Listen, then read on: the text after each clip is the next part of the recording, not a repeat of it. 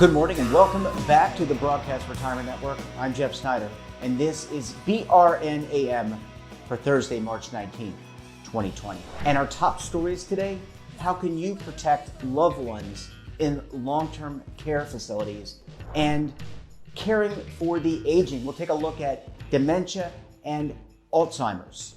Well, joining me now is Liz Seeger. She's a columnist and journalist for PBS Next Avenue. Liz, thanks so much for joining us on the program today. My pleasure. So let's just jump right in. Obviously, the coronavirus is a big deal for a lot of reasons. It's created some market volatility, but based on your analysis and your writing, there's also some concerns or some things that you need to do to prepare for long-term planning. So why don't you break it down for us?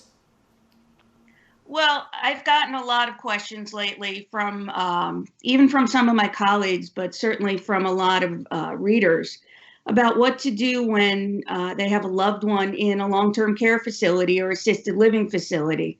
The big concern now is that many of these facilities are on virtual lockdown and they're not allowing visitors. So it's very hard to figure out if your loved one is at risk, if they're getting the proper care, or even what's going on in the facility. And it's obviously a serious concern for many, many family caregivers. So one of the things I tell them is that they have to maintain good communication with the facility. And there are a number of questions they should be asking. So agreed. I mean, this is obviously disconcerting for many families. They have a loved one. What are some of the things that they should be doing beyond just communicating? What can you tick off some of those? Well, I think that if they do have a loved one in a facility and they're considering bringing them home, they really need to stop and think whether that's the best idea. It really depends on how much care that person needs. For example, do they have other chronic conditions that require 24-hour skilled nursing care? You may not be prepared at home to handle that. Do they have dementia? That's another big concern. Can they even understand where they are or what needs to be done to keep themselves safe? So I think it's an individual decision by a family member. But in the meantime, find out what the nursing home is doing to mitigate risk of infections, to sanitize. Do they have an isolation room if somebody should develop signs or symptoms of coronavirus or even of the flu? We have to remember it's still flu season, and older adults are very susceptible to that as well. You want to know how their staff is being trained. Do they understand how to minimize the risk of infection? Does the staff get paid sick days? Because if they don't, they might be tempted to come to work even if they're not feeling well, and that's really dangerous. And most importantly, what does the nursing facility or the assisted living facility have in terms of a risk management plan or protocol? One of the unfortunate things is that nursing homes are often very short-staffed, particularly among registered nurses. And these are the real heroes who oversee all the other staff, the aides and the other personnel that make a nursing home or assisted living facility function. And if they don't have enough staff, that means the nurses are stretched thin, the aides are stretched thin, and your loved one may not be getting the kind of care that they need at the time. So you have to find out what backup plans are in place and how they're going to go about dealing with this virus. Liz, what about insurance? Many Americans have purchased long-term care and disability plans to deal with these long-term planning issues. Are there things that individuals need to know in terms of tapping into that insurance to pay for these services, auditing that as an example? I think it's worth a call to your long-term care insurance provider. I can't speak to individual policies, but many policies and even some Medicare Advantage plans now will provide for some home health care. And that would provide an aide or a companion in the home if you do decide that you want your loved one with you rather than in a facility for the time being. So that would give the family caregiver a little bit of a break. But unfortunately, a lot of these plans are limited. You get so many hours per year. And some plans, you could easily use that up in a week. So you have to be very judicious and find out specifically what your plan pays for and what it doesn't. And like anything else, it comes down to reading the fine print. Absolutely. And you said that these and I agree with you, these caregivers really are the heroes. And we just, before this coronavirus hit, this wave hit, there was actually a lack of caregivers. I mean, it's not a field that is properly, has a lot of employees in it. I mean, it's constantly under strain. And I suspect, Liz, that under this, what is evolving here with coronavirus, that will continue to be the case and will even further strain not only medical resources, but these caregiving resources. I hazard to think what potentially could happen here. It's going to become an even bigger problem because you're right. We do have a severe shortage of qualified staff, particularly in facilities like nursing homes. And a lot of that has to do with the pay rate. Some of these people make $10, $11 an hour. They get no health benefits themselves. And they're often scrambling, maybe working 2 or 3 jobs to make ends meet. The nurses, some of them are not full-time. So they also may not be getting appropriate benefits or, making enough to really want to stay with this as a career. And as our population continues to age, I mean, we all know the numbers, 10,000 baby boomers a day turn 65. We're all living longer. We all have more multiple chronic conditions. So the need for caregivers, whether it's a nurse or a home health aide or an aide in a nursing home, is only going to climb exponentially.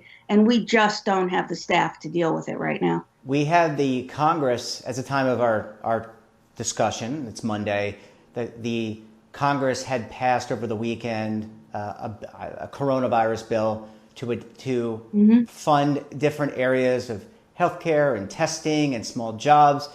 Anything that you see in that bill potentially that would help in these circumstances in terms of funding these caregivers or providing help to these long-term planning facilities?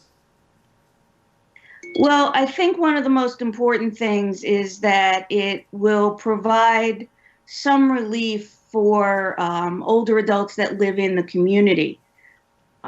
Will be provisions made, for example, to get meals delivered into the home.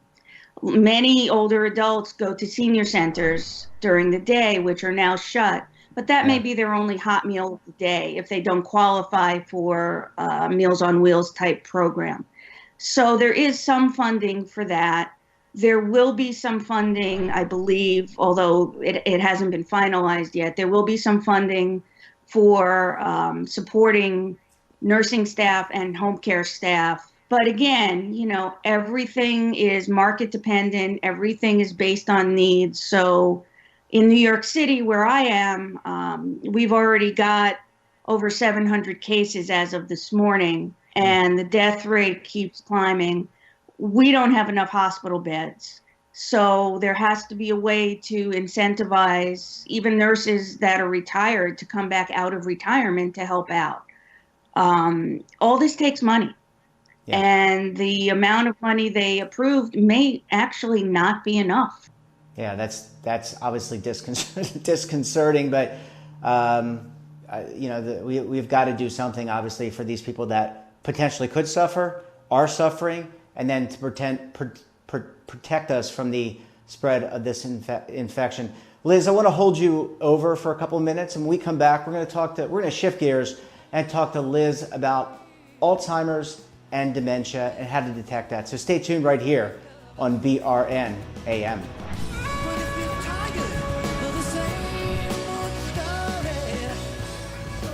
Imagine a new television network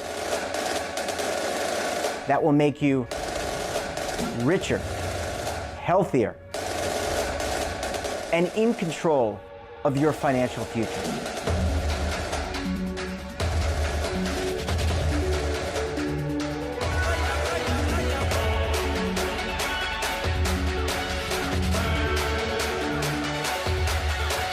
This network is for the policewoman in Nashville, Tennessee, the baker in Dubuque, Iowa, the teacher in Lexington, Kentucky. We want to make the idea of savings and retirement culturally relevant. But what do you see as a defining issue of the midterms, especially for the smaller businesses? I mean, they are the lifeblood of the American economy.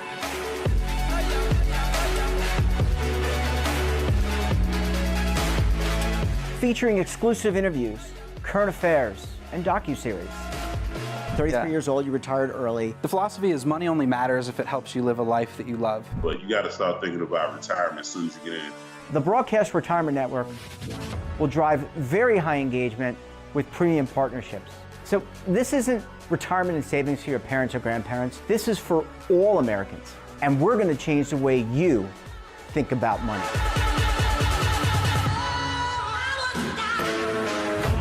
Welcome to the next frontier of retirement and savings. This is BRN, the Broadcast Retirement Network. The windows on our homes, they protect us and the ones we love, but they do much more. At Renewal by Andersen, making your home more comfortable is at the center of every window we make. It's why we custom build our windows in America and install them in as little as 1 day. It's why we build our frames with exclusive Fibrex composite material that's 2 times stronger than vinyl. It's why our glass helps keep your home warmer in winter, cooler in summer, and quieter all year long. It's why we stand behind every window with a 20-year limited warranty. Why not help lower your energy costs while giving your home and family the best? Call 1-800-835-6525 to schedule a free in-home consultation. Buy one, get one at 40% off with this special offer. Plus, get special financing with no money down, no monthly payments, and no interest for 1 full year. Renewal by Andersen, the better way to a better window. Call 1-800-835-6525 now. Welcome back. I'm talking to Liz Seegert. She's a journalist and columnist for PBS Next Avenue. Liz, thanks so much for sticking around this morning. My pleasure. We'll certainly appreciate your insight on the coronavirus. Really important that people and long-term caregivers and long-term planning gets taken care of. But I want to shift gears now and talk about dementia and Alzheimer's. This is a very important topic, and there's a lot of work being done in this area to detect it and also to try to solve the horrible outcomes that result from these horrible diseases. What can you tell us there? Well, the good news is that pharmaceutical companies are hard at work on finding something that will either slow down the progress or actually prevent it. The bad news is that they don't have anything yet. And they get to what they call phase 2 or phase 3 clinical trials, which is basically where it starts getting tested in humans and scaled up. And it doesn't seem to ever be able to get out of that phase of testing. And they're still trying to figure out why. Part of the problem is Alzheimer's and dementia is not just one disease. It's a bunch of different diseases. So each one they think now acts a little differently on the brain. So it's just like treating a cold. There isn't one type of common cold. There are 200 different types of cold viruses. Or one type of flu. There are a number of strains of flu. And the same thing holds true with dementias. There's Alzheimer's, which is the most common. There's Lewy bodies. There's frontotemporal. They found another one they've now called late dementia. And then there are probably some other ones they haven't actually put a name to yet. So it's been very frustrating for everybody. Certainly, and you know, if you have a family member who's suffering from this, it's debilitating, but it's also depressing in a lot of ways.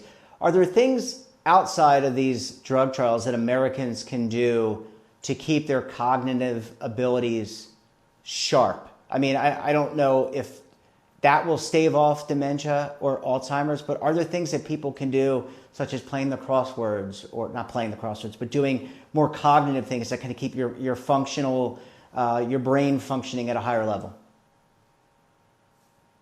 Well, the best advice that the experts have come up with so far is to get regular exercise. There seems to be a strong connection between the mind and the body.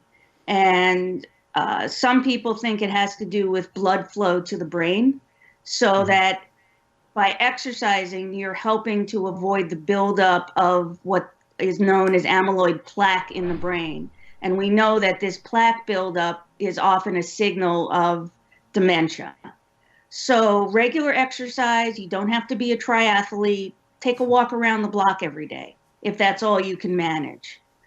You don't have to go to the gym for 2 hours, but do something that is going to get your body moving. The CDC recommends about 150 minutes a week, which is 30 minutes a day. It doesn't even have to be 30 minutes all in a row. You can break it up into smaller increments.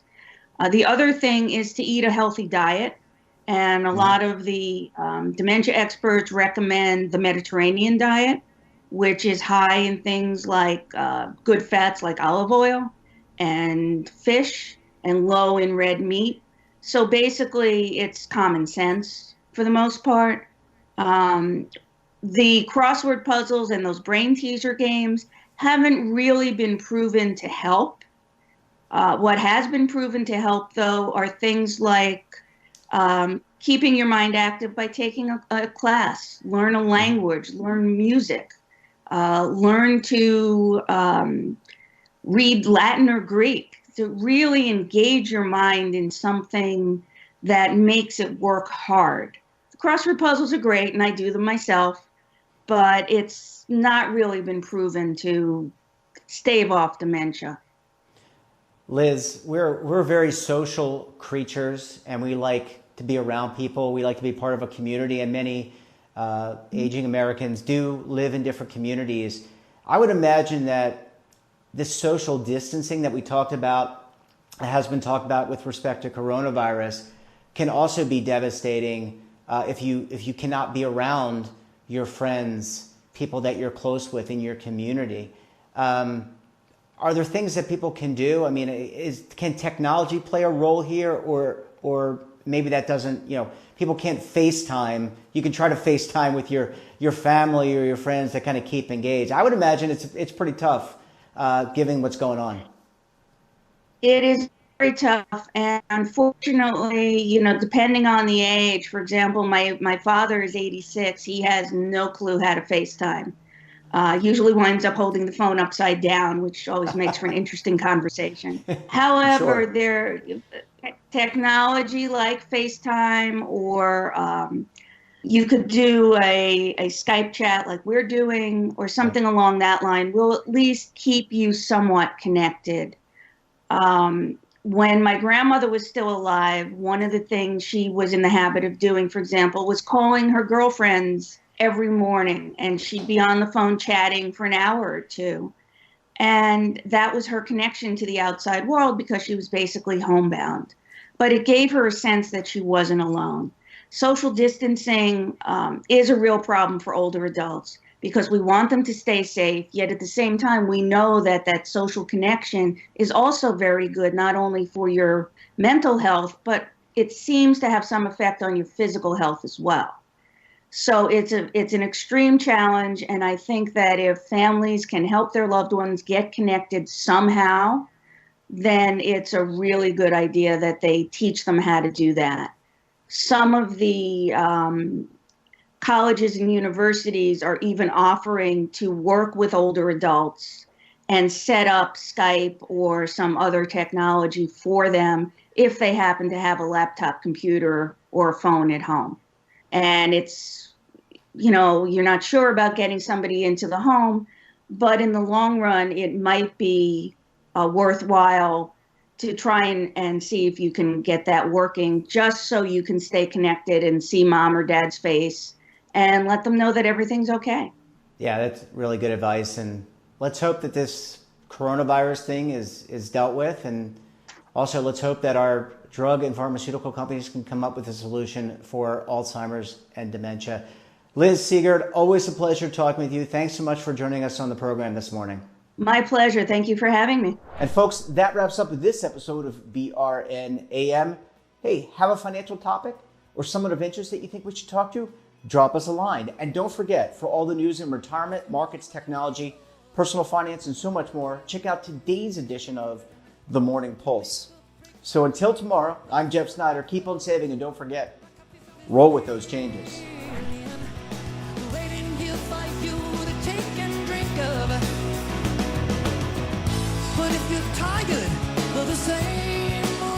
Attention! The Centers for Medicare and Medicaid Services has officially authorized new benefits that Medicare Advantage plans may include. To get the benefits you deserve, you can call the Medicare Coverage Helpline. Hi, I'm Joe Namath. If you're on Medicare, this is important information. I called the Medicare Coverage Helpline and they instantly looked up my coverage. In this one simple call, they offered to enroll me in a plan that includes rides to medical appointments, private home aides, doctors and nurses' visits by telephone, and even home-delivered meals. The plan also includes dental, vision, hearing, and prescription drug coverage, all at no additional cost. Don't delay. Call to see if the new benefits are available in your area. Call the number on your screen now. It's free. Call 1-800-757-1451. That's 1-800-757-1451.